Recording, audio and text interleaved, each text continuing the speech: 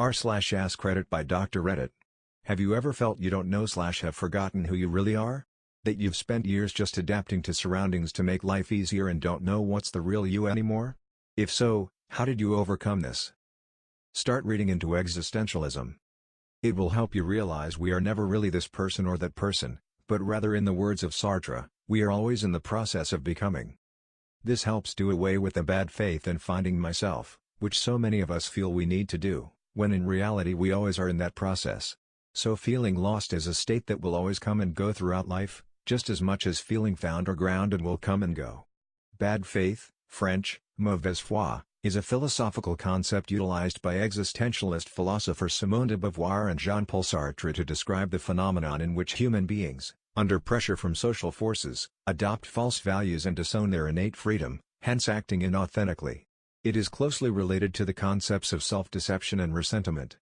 Just thought it would be helpful to discern acting in bad faith and philosophical bad faith.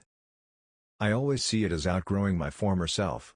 It's time to improve, find purpose, and move into the next chapter.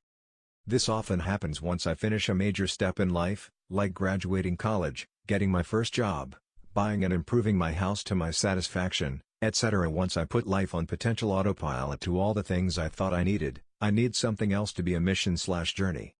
Edit, loving the responses. Can't respond to everything, but if you need to reach out, send me a message, not chat.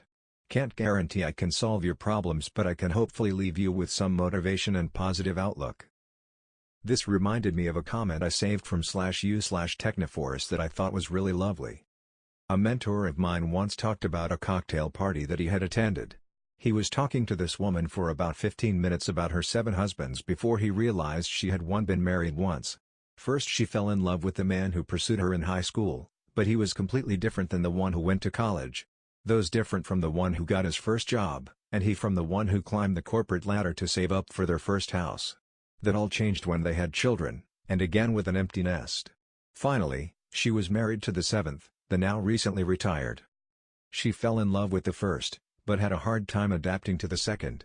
Eventually she fell for him too, but again he passed away. Each time he moved on she had a very difficult time, but each time she fell in love again. We are very different people at different times of our lives, in different contexts, or with different people. We have this illusion of self as a single thing, but in reality we have many selves who are very different over time. It is when we lose something that we have tied our identity to that we have a death of self. These can be their hardest times in life, when we really lose ourself. They can also be the most amazing when we truly find ourselves. That is life. Each of those times she lost the husband she knew, and each time it was trying. Each of those times he lost part of who he had been, and had difficulty finding who he had become. But each time they did. They loved, and lost, and loved again. That is life. So, I wish you all the best in dying. That is part of life. I wish you all the best in living again. That too is part of life. Might not be the answer you're looking for.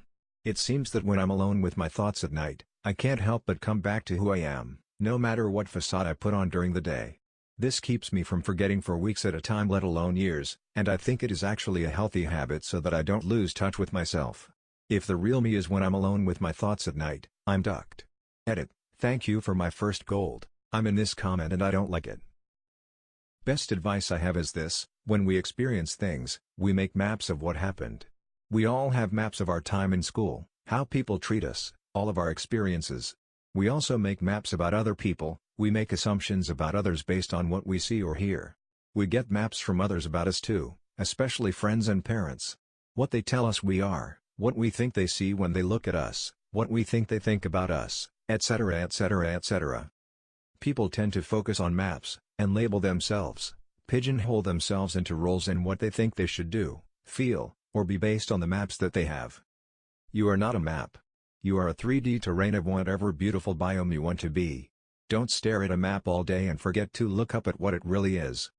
Edit, holy cow, tie for medals. New to Reddit, first I've gotten any. Don't stare at a map all day and forget to look up at what it really is. I had planned my life's endeavor. But my life had plans for me. I am lost, but not forever. I am where I'm meant to be.